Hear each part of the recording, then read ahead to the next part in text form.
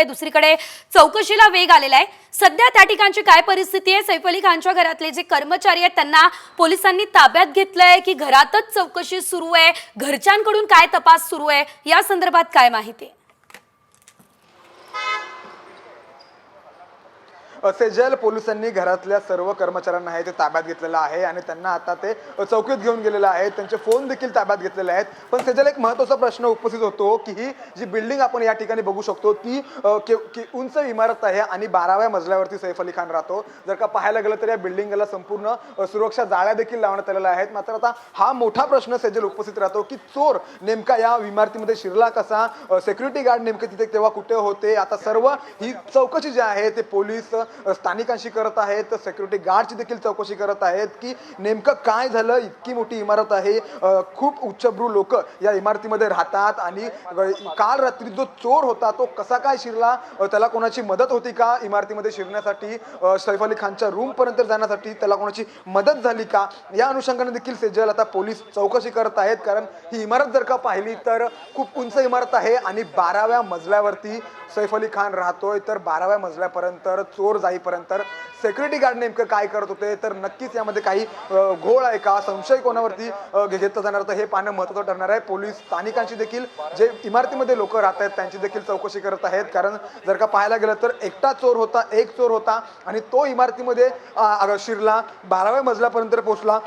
हे नेमकं काय आहे? किंबहुना मग चोराला संपूर्ण इमारतीची माहिती होती का? आतमध्ये कसं जायचं त्याला कोणी मदत केली होती का?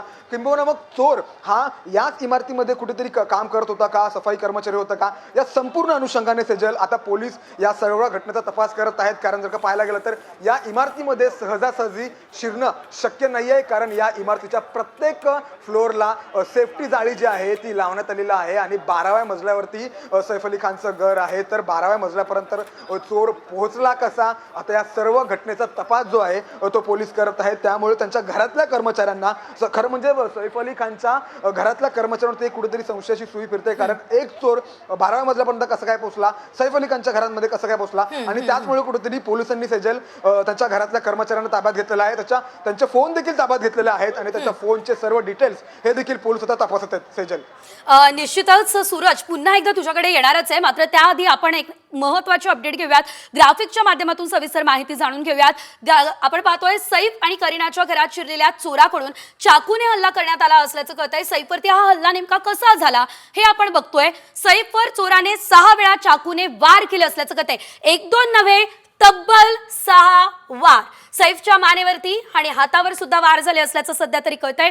याशिवाय जर आपण बघितलं, एक जखम सैफच्या पाठीच्या कण्याजवळ लागली असल्याचं पाहायला मिळतंय।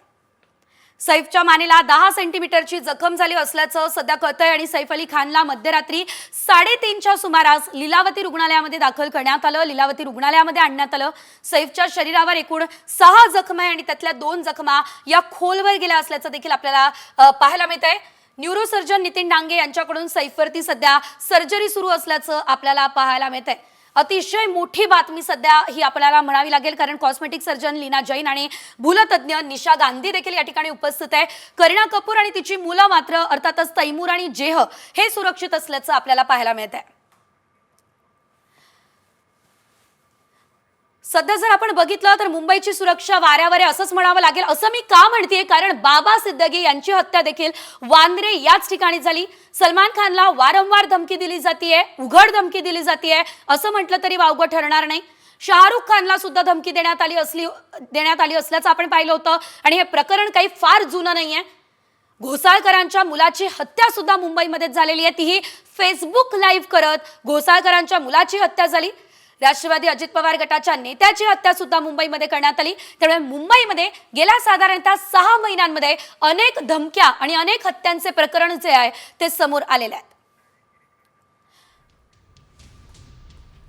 आणि या संदर्भात थेट आपण अपडेट घेऊयात आमचे प्रतिनिधी गिरीश कांबळे यांच्याकडून, कारण गिरीश सध्या लीलावती रुग्णालयाच्या बाहेर उपस्थित आहेत। गिरीश, सध्याची काय परिस्थिती? सैफ अली खानच्या प्रकृती संदर्भात काय माहिती आणि त्या ठिकाणी आणखी कोणी दाखल झालेला आहे का? सैफचे कुटुंबीय त्या ठिकाणी आत्ता या क्षणाला पुन्हा पोहोचलेत का? काय अपडेट? सद्यस्थितीत आपण पाहतो की सैफ अली खानवर त्याच्यावर शस्त्रक्रिया आहेत त्या सध्या सुरू आहेत. पहाटे 3 वाजता या ठिकाणी त्यांना रुग्णालयात आहे ते लीलावती रुग्णालयात दाखल करण्यात आल्याची माहिती आहे. ती रुग्णालय प्रशासनाकडून देण्यात आलेली आहे. 3:30 वाजता या ठिकाणी त्यांना या रुग्णालयात दाखल करण्यात आले. सध्या या आपण बघतोय की 3 डॉक्टर्स आहेत ते त्याच्यावर सध्या शस्त्रक्रिया आहे ती सध्या सुरू आहे. यामध्ये न्यूरोसर्जन आहेत नितीन डांगे, कॉस्मेटिक सर्जन लीला जैन आणि ॲनेस्थेटिस्ट निशा गांधी. हे 3 डॉक्टर्स आहेत ते सध्या सैफ अली खान याच्यावर शस्त्रक्रिया करत आहेत. सैफ अली खान याच्या घराकडून करीना कपूर या ठिकाणी लीलावती रुग्णालयात असल्याची माहिती आहे. इतर कोणी सध्या रुग्णालयात नाही आहे. करीना कपूर स्वतः या ठिकाणी उपस्थित आहे. काल जेव्हा घटना घडली रात्री तेव्हा करीना कपूर ही झोपेत होती आणि त्यावेळी ही सगळी घटना घडली आणि त्यानंतर जेव्हा त्यांना रुग्णालयात दाखल करण्यात आलं त्यावेळी स्वतः करीना कपूर ही सोबत आली. 2:48 वाजता त्याच्यावर हल्ला झाला असल्याची प्राथमिक माहिती आहे. त्यानंतर 3:30 वाजता त्याच्या घराकडून या ठिकाणी लीलावती रुग्णालयात दाखल निश्चितच करण्यात गिरीश, आलं. सैफच्या प्रकृती संदर्भातले अपडेट तुमच्याकडून घेत राहूत. पुन्हा एकदा जाऊयात आमचे प्रतिनिधी सूरज मसूरकर यांच्या